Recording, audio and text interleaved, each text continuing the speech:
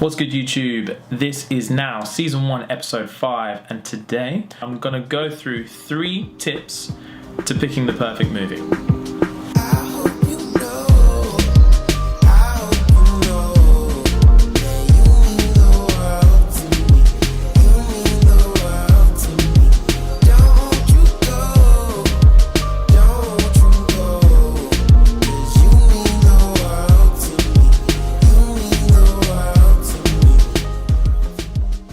So let's set the scene.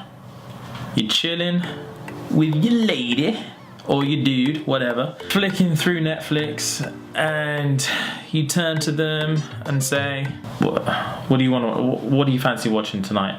I'm stumped. I don't know, Daddy. What do you want to watch? I hate you. I fucking hate you. Sound familiar? Yes, of course, we all resent our partners. But let me show you how to save your relationship and pick a good movie. Okay guys, let's jump straight into tip numero uno. This one I like to call reverse typecasting. So if you guys aren't aware, typecasting is where an actor or an actress is kind of offered the same type of role over and over again based on their looks, or more often than not, it's to do with the success that they've had in similar roles in the past. Now, from an actor's perspective, this is pretty negative.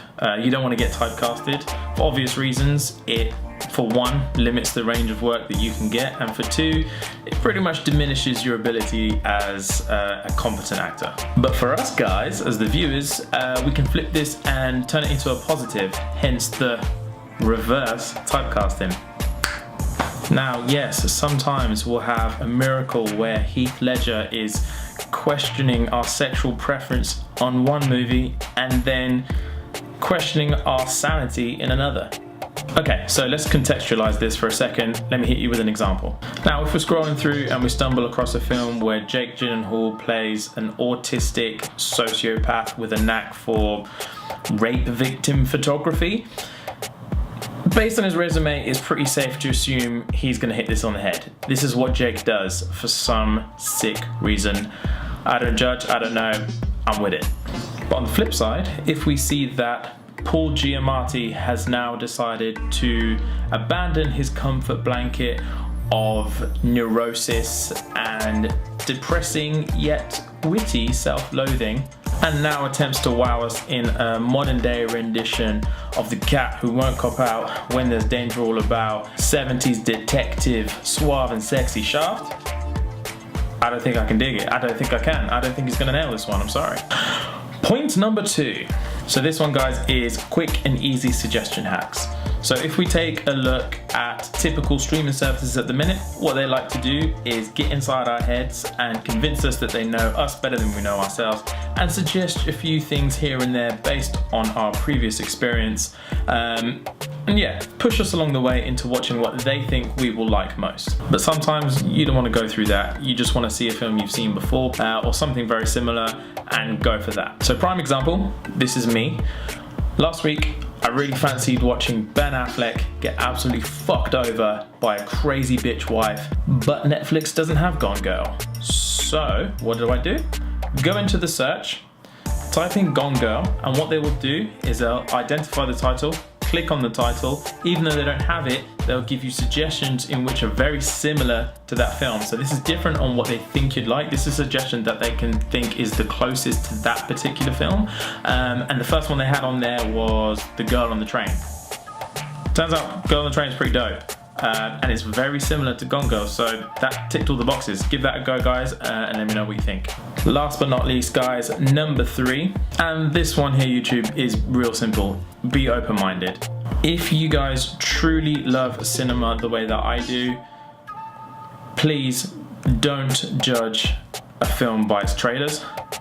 By the way, guys, I'm just using that as a pun. Please do judge the trailers. Some of them are god-awful, but that's a discussion for another episode. And what I mean by this is, for me personally, I'm not really into Civil War era, old style Western or Southern American films. It's just not my go-to. But when Quentin Tarantino decides to bring out The Hateful Eight, I'm not I'm not gonna watch it.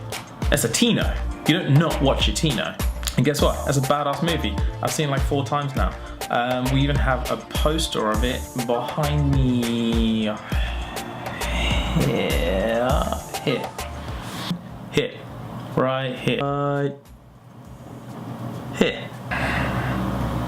So guys, moral of the story, if you read an interesting synopsis but the landscape or era isn't your cup of tea, guess what? Turn over, bite the pillow, because we're going balls deep, son. We're getting in this tonight, and guys, I promise you, you will not regret it. Or maybe you will, but that's all part of the fun. Sometimes you gotta watch the shit once to get the good ones, you know? As usual, guys, thank you so much for your time. I really appreciate it. I hope you enjoyed the video. Let me know if you did. Discussion points as always. Help me help you, and hit the comments. Tune in a couple of weeks, guys. I'm gonna release a few honorable mentions that didn't quite make the cut here. As usual, guys, like, subscribe, dislike, bash, whatever. See you on the next one.